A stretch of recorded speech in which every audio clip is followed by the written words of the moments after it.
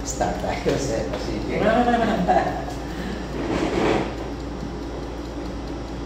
Hello mga ka-Art Life. Yung pasyente natin, dinadayo pa tayo galing Mindanao, Zamboanga City. si Sir Rad Sahib, isa pong Muslim.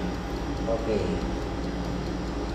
So ngayon, pangalawang session niya to sa pagpaterapi. Nagbalik siya sa ating clinic. Siguro may nagustuhan siya na hindi nakuha sa iba. Isalaysay mo siya.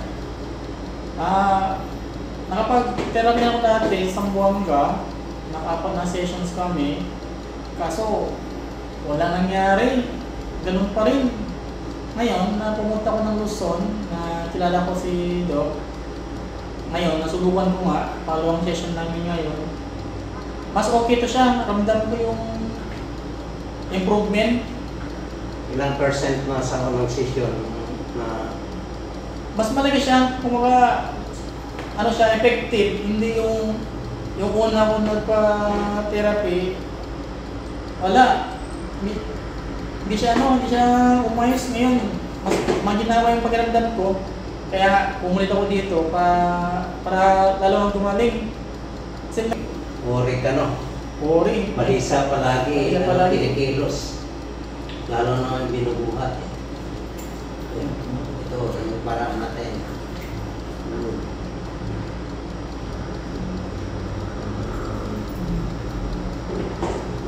Ito, kung mapaluwag na natin to, ito, hindi na masyado tigas. No? Hindi na po siya pong sakit eh. Hindi na masyado. Hindi na po. Pero kung hindi natin mahiwalay ito, walang kabuluhan. Kasi ang mga nunod natin sa hilot, nagsabi, kung hindi daw maabot ang pinakalalim na dahilan sa pilay, walang kabuluhan ang pagtirapi, ang paghilot. Kaya i-combine natin ang hilot, tuwina, chiropractic, lahat ng natutunan ko. Yan.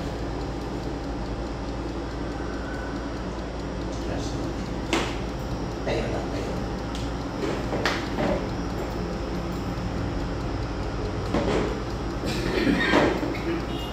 Ito ang nagpalambot niya. Yung parang sel.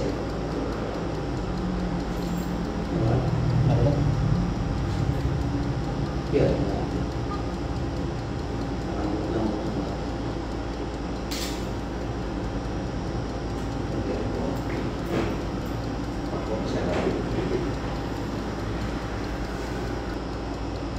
Kung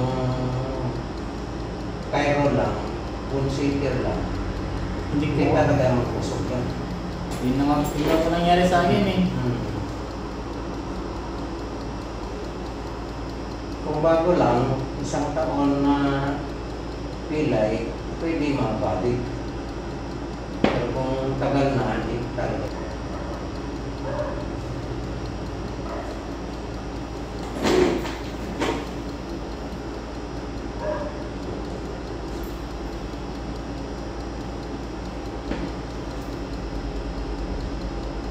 Kurang nag-sale ka, pag-stop.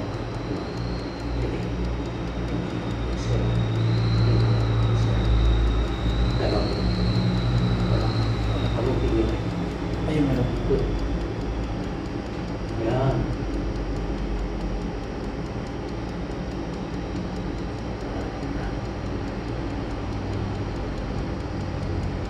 Good. Very good. Connected yan dito.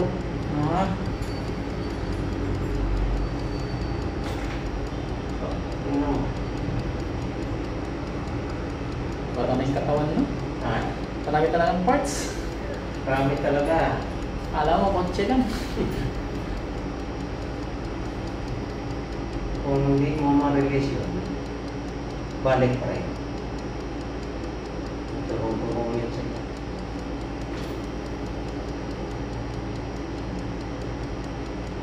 Yun, wala, hindi siya gaya yung una. Wala, parang, ano ito, literal na, iba, mas okay. Kaya, Opo. ito, anong feeling mo nito kung maalala natin? Kung nasa 100, kung yung mas okay, nasa 90. 90? Opo. Yun. There's na, kuwan. Ang tabingin ko. Nagpunta ko. So, Rigao. Siargao na lugar sa kuwan. Sword, anong peak. Opo. Yung pamangkin niya, sundalo. Ngayon, yung nangyayari, tinakuha ng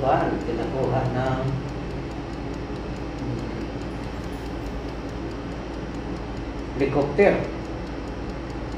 papunta sa Camp Crami. Nalibat siya. So, dami na tulungan. Dito, may natulungan na rin ako. Sa kanya talaga, dami na. Katulad ng aking kaibigan na chief agent sa government. Yan ang karate. 20 katao pasuntukin sa katawan niya. Walang namaga. Bakit po namaga na yun? Opo. Tidak. Pag ginawakan ko ng ganyan, paramdam ko siya. Mo daw, ilang inch nang lumabas.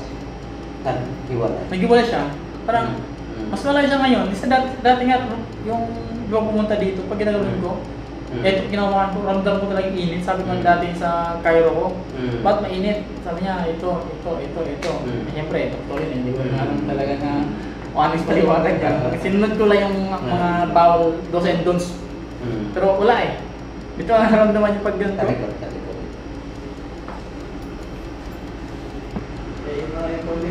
Siguro circulation muna, no? Kaya ako doon. Yan. Itong dahilan na dati nag-merge yan. Kaya hindi mo maintindihan yung spirit niyan.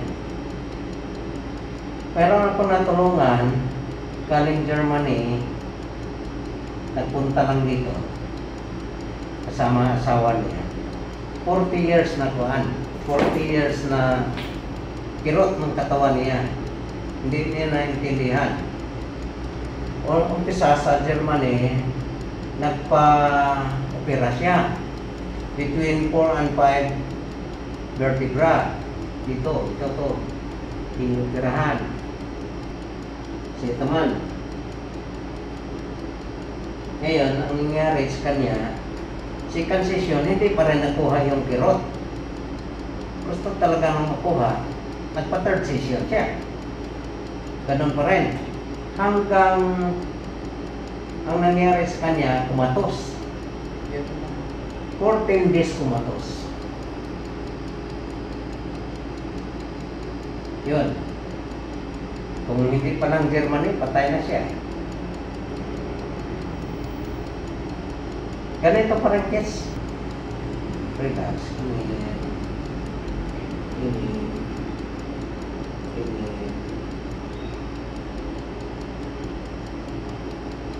Akalain natin na Kung ang pangas katawan ko.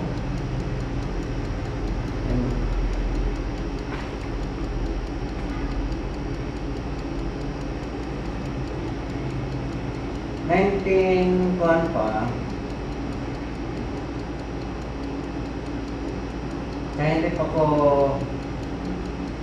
napilay.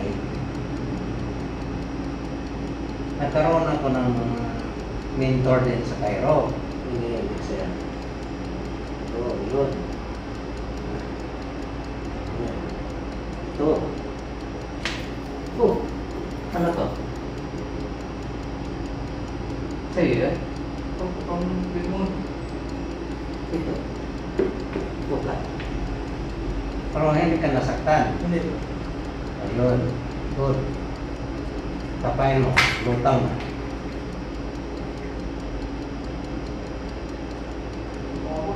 Hmm? Grabe nakapila yung tagal na yung napila eh. Tatlong taon din na higit ito. Hindi na tradisyon na yan, singit. Ngayon, singit papunta dito. So, tama nga, doon na siguro. So, that time, di pa namin naramdaman mo. So, yun nga, yung sabi ng staff ko namin sa military, kapag inimayos yung pagkatali na ngayon wala na siya eh. Wala na, play na. Opo. Kasi dahil talaga po yung pinasumakit back 2020, may 28 lang po. 2022 ata yun, November, parang may iikot-ikot. Ganon-ganon. Yun ako?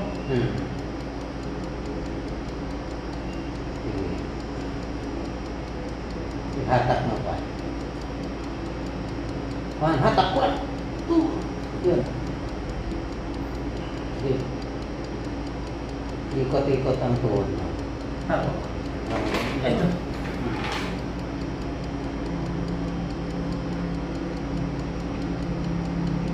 Dito yon. Dito ko kiko. Wala namang sakit. Iba. Ito lang yung meron ako ngayon, yung dito na lang, pag gano'n ko na lang. Pero yung dito sa gilid ko wala siya. Pero yung pag ganito ko,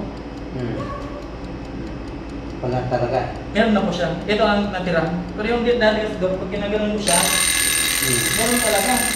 Tapos kabila, ngayon nawala siya eh.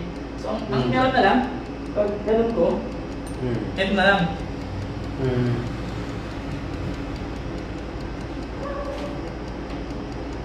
Pagkilala mo pala yung training mo, bakit na gano'n ka?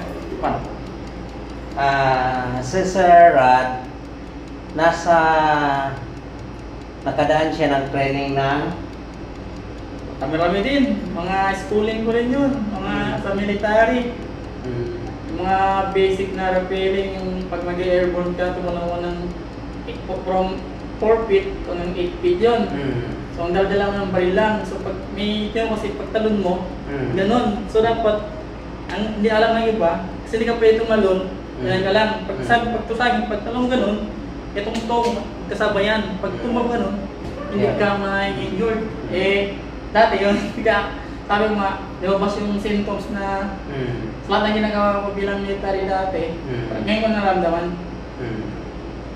Tingnan natin ulit yung sa kasama ng putok kanina. Ulit. Exercise. Ano po? Wala na talaga naman. Wala na po, pero konti-konti lang talaga niya. Dati po, hindi ko talaga ganito. Ramdam ko yung kasi talaga yung sakit. Ngayon, nabibigay mo siya ng mas maayos pa. Pero dati ito, kasi talaga. Tumabas yung abs mo eh. Ganda pa ng katawan ni Sir Rod, yan. Yan ang pasyente natin na nagdayo lang talaga dito sa atin. Sa clinic sa Mother Ignacia Banda. Kaling Mindanao po. Mindanao. Yan. Yan ang masaya tayo nakatulong ni Sarah. Nasa anong percent kayo? 1 out of 10 dati 0 na kaya? O 0 to 3? Pero masabi po siya na okay siya kaysa dati talaga. Kasi wala naman sa ganito, wala talaga yung perfect eh. Pero okay siya, mas maganda. Hindi sayang yung gastos or something na yung pagod mo kapag naramdaman mo may pagbabago. Pwede mo siya i-endorse sa ibang tao na may magaling na ganito, na ako mismo yung saksi yung katawan ko na kaya ko dito, na daanan ko yung ganitong klaseng therapy na maayos pala, totoo pala na hindi pala yung ganun-ganun lang. May pagbabago, may kabuluhan yung ginagawa ni Doc. Nakakatulong, mas refresh yung pakiramdam na wala yung yung pangamba na nawala yun. Parang naiba siya, sabi ko, push lang, push. mas okay siya ngayon, mas okay. Okay, thank you, sir.